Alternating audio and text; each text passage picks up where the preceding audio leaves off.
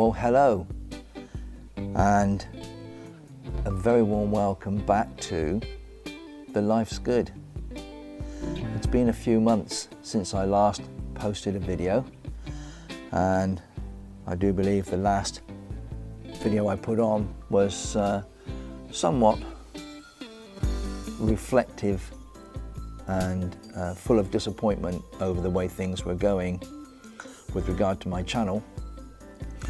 But also in the background, what you guys weren't aware of was there was a lot happening in my private life at the time that was also affecting the way that I was approaching the channel and finding time to produce videos and so on and so forth.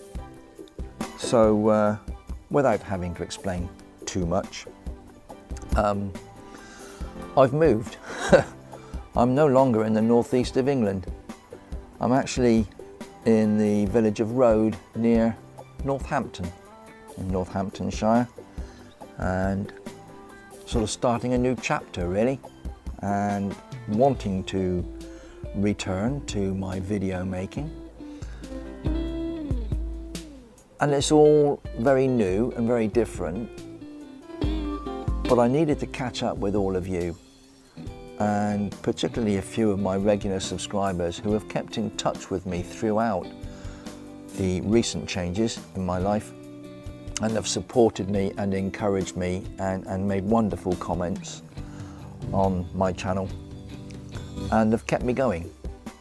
And I'm not mentioning names, there's so many of you, but you know who you are, and I am going to be forever grateful for the support and encouragement that all of you have given me. So here we are in Northamptonshire. I haven't actually been resident here for that long. It took a while to sort, so I've been here now 2 or 3 weeks on a full-time regular basis, and I've managed to get in touch with the local allotment society. There is a small plot of allotments not 10 minutes walk from here, and I've been very fortunate to be allocated one of those allotments, which I take over formally this week, and I would very much like to use that as as moving forward with my channel, and take you guys along with me and see what happens as I take over this new allotment and develop it into the Life's Good garden that we've all come to know in the past. So I'll take you along the road and show you what I've acquired. Be prepared for a little shock. It's not the prettiest of sights at the moment, but I do have plans, and while we're there I'll explain a bit more about what's happening and where I'm going to be going moving forward.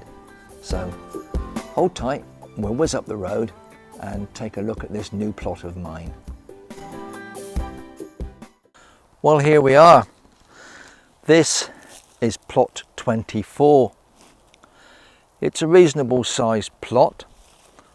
I've measured it as best I can with a very small tape, I must admit, but from the corner below where you're standing to the corner here is 50 feet. From that corner back to the bottom, and it actually goes down past those 2 IBCs that you can see in the distance, just on that corner over there, it's 40 feet. So it's 50 by 40. It's 50 back down there, but it's only, I think it's 38 feet or something. It's a little bit narrower at the back than it is at the front. It has been used in the past, but of late has been neglected.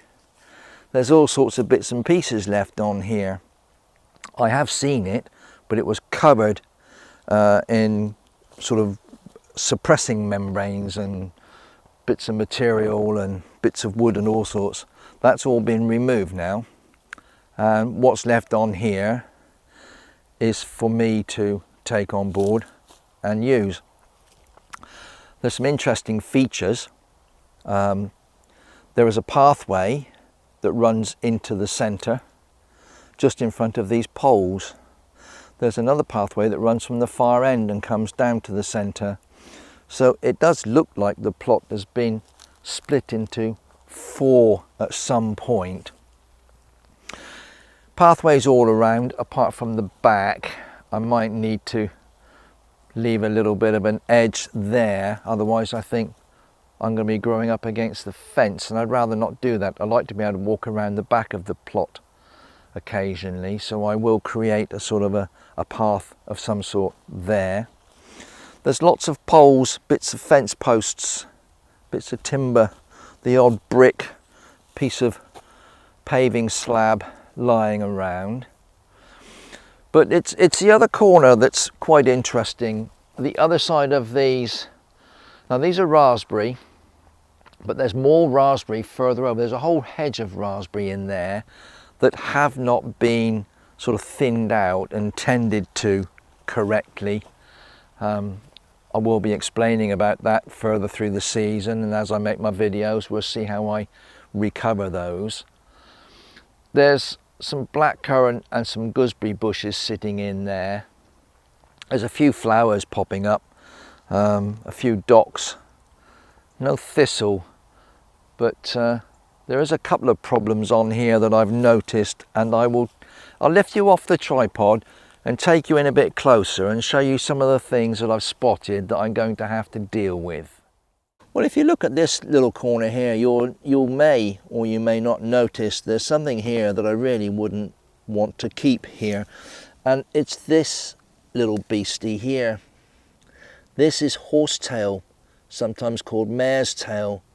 I think in the north of England they referred to it as railway grass.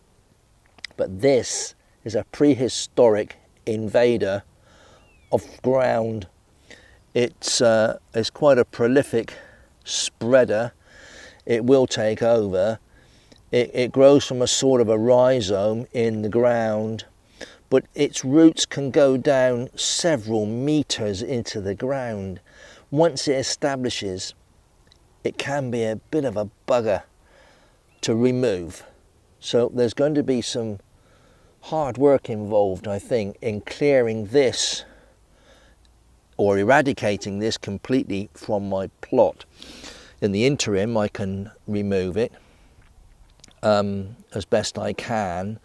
What I do not want to do is put it on the compost heap. That will not kill it off. You need to dry it and burn it, or bag it and put it in your general waste. Something you do not want to keep it on the soil. It will spread. It releases spores. They spread everywhere and it will take over. I noticed some of the plots on this site are particularly riddled with this. As far as I can see, it's just this top corner of my plot that has it in, and I will be doing my utmost to try and remove most of this from this soil. Here at some point has been a row, or I would call a hedge, of raspberry canes. I've noticed there's a lot of dead and old cane in here. That needs to be removed, and the new canes, of which there's one here, need to be tied against a support of some kind. I've got some timber posts left on the plot. I could possibly use them to form like a fence, I suppose, put the posts in, run some wires, stretch some wires between. Only need a couple of wires, 2, possibly 3, and then I can tie these nice new raspberry upright canes to those wires, and that will stop them getting blown about in the winter, and hopefully we'll get some fruit from these next year. So this little hedge of raspberries, as far as I'm concerned, can stay where it is. It just needs to be tidied up, a little bit of maintenance, a little bit of care, and I'm sure we will get raspberry from these next year. I've noticed I've got another patch of raspberry back where we were before. I may lift those and keep the best, replanting them in the gaps here so that I keep all my raspberries in one little hedge. And also I want to move the other fruit bushes. I've got a blackcurrant or two and a gooseberry. I want to move those to the area behind the raspberry canes. And I'm considering putting in some rhubarb and a few other bits and pieces, and possibly creating a raised strawberry bed. That will all be fruit in that corner. At least that's the plan at the moment. I've noticed I've got a very large dock growing here. That'll have a very thick, deep taproot under there. I need to remove that as best I can. I keep finding bricks and bits. There's some nice little bricks here. Now I have been given permission to put a shed on the plot, so I will be acquiring a shed, and at some point putting that on here I will need something at ground level to sit it on rather than sit it directly on the soil. And I've noticed I've got a few bricks, a few paving slabs sitting in here, and I should be able to use those when putting my shed in place. We are now looking back towards the corner where we started. There is a gate over there that comes in from a public footpath that runs along the side of these plots. The gate comes into these plots. The corner of my plot is up there, and looking back across you can see we're on the other side of the hedge of raspberries. There's a geranium sitting here, another one over there I noticed.